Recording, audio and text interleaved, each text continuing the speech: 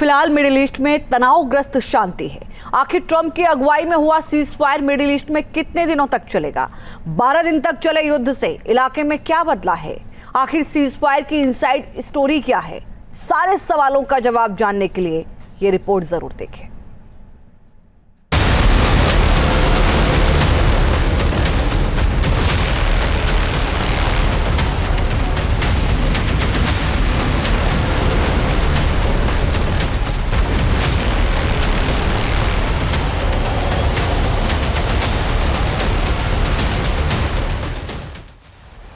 दो दशकों से जिस जंग के खतरे की बात हो रही है, 2025 में वो विनाशकारी जंग हो गई। इजराइल और ईरान की सीधी टक्कर से मिडिल ईस्ट दहल गया। बड़ा सवाल इसके असर का है।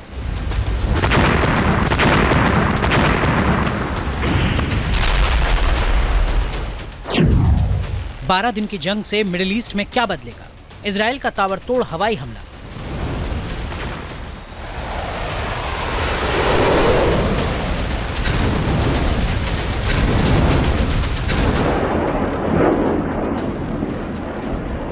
ईरान के परमाणु केंद्र तबाह,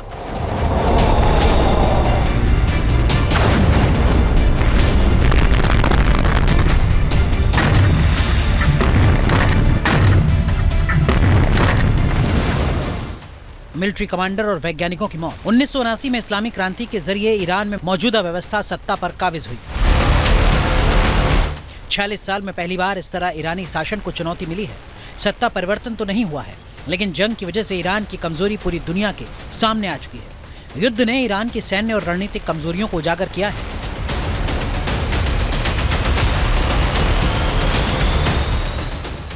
इन कमजोरियों में चीन रूस का सीधा समर्थन न मिलना, एयर स्पेस पर कोई कंट्रोल न होना, जासूसी नेटवर्क की कमजोरी और क्षेत्रीय सहयोगियों का असफल होना शामिल है।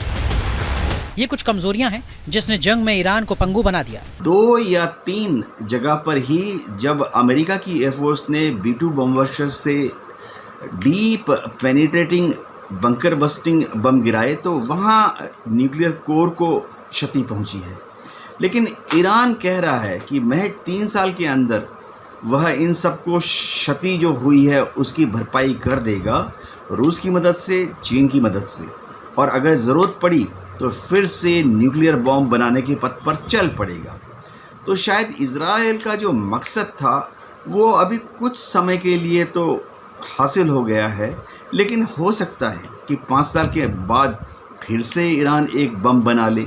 ईरान जंग में बुरी तरह घायल हुआ, लेकिन मिसाइल हमलों के जरिए इजराइल को भरपूर नुकसान पहुंचाने की कोशिश की।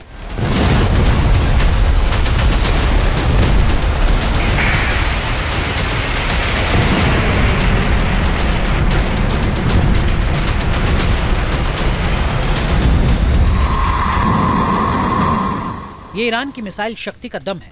इजराइल के बीर शिवा इलाके में ईरान की मिसाइलों का प्रहार हुआ। यहाँ की एक इमारत पर ईरानी बैलिस्टिक मिसाइल गिरी। इसमें 9 लोगों की मौत हो गई।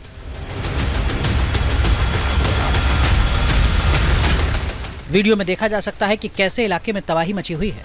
इजराइल में तबाही की तस्वीरें सीसीटीवी में कैद हुई।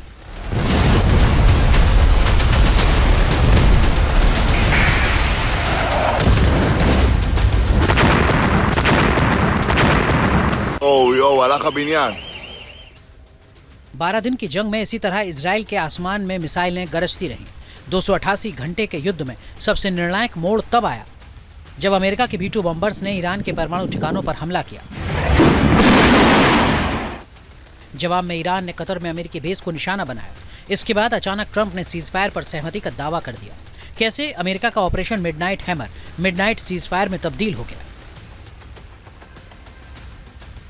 क्या है operation midnight hammer to midnight ceasefire की इनसाइड स्टोरी? बताया जाता है कि ऑपरेशन मिडनाइट हैमर की सफलता के बाद अमेरिकी राष्ट्रपति डोनाल्ड ट्रंप ने समझौते का खाका खींचना शुरू कर दिया था। रविवार को उन्होंने इसे अमली जामा पहनाना शुरू कर दिया। मीडिया रिपोर्ट्स के मुताबिक ट्रंप ने सबसे पहले इजराइल के पीएम बेंजामिन नेतन्याहू से फोन पर बात की और उन्हें सीज फायर के लिए राजी किया। नेतन्याहू से बात करने के बाद ट्रंप ने कतर के अमीर से बात की और तेहरान को युद्ध विराम के लिए राजी करवाने को कहा। इसके बाद उपराष्ट्रपति जेडी वेंस ने कतर के प्रधानमंत्री कार्यालय से पूरी बातचीत को कोऑर्डिनेट किया। जेडी वेंस के अलावा ईरान के साथ बातचीत में विदेश मंत्री मार्को रूबियो, अमेरिकी राजनयिक स्टीव विटकॉफ बातचीत में शामिल रहे। कतर के पीएम से बातचीत के बाद ईरान ने युद्ध विराम प्रस्ताव पर सहमति जताई। ट्रंप के दखल के बाद सीजफायर पर सहमति तो बन गई है। बड़ा सवाल है कि 12 दिन जंग के बाद मिडिल ईस्ट में क्या बदला है।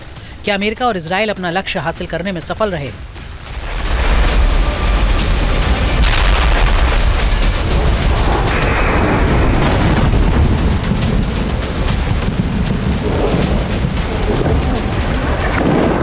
इजराइल क्लेम कर रहा है कि लड़ाई उसने जीती है और ईरान क्लेम कर रहा है कि लड़ाई उसने जीती है, और यूएस एम कर रहा है कि उसने ईरान की पूरी न्यूक्लियर ताकत को ख़त्म कर दी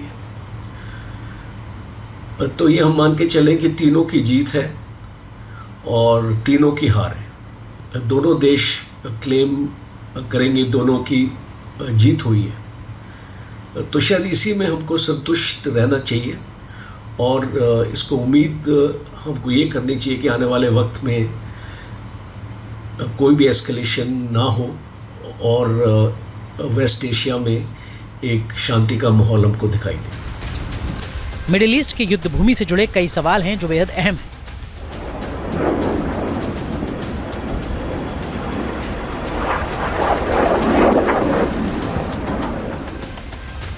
क्या आने वाले दिनों में परमाणु बम हासिल करेगा ईरान? ईरान की मिसाइलों के खिलाफ क्या होगी इजराइल की नीति? क्या मिडिल ईस्ट में अगली विनाशकारी जंग तय है?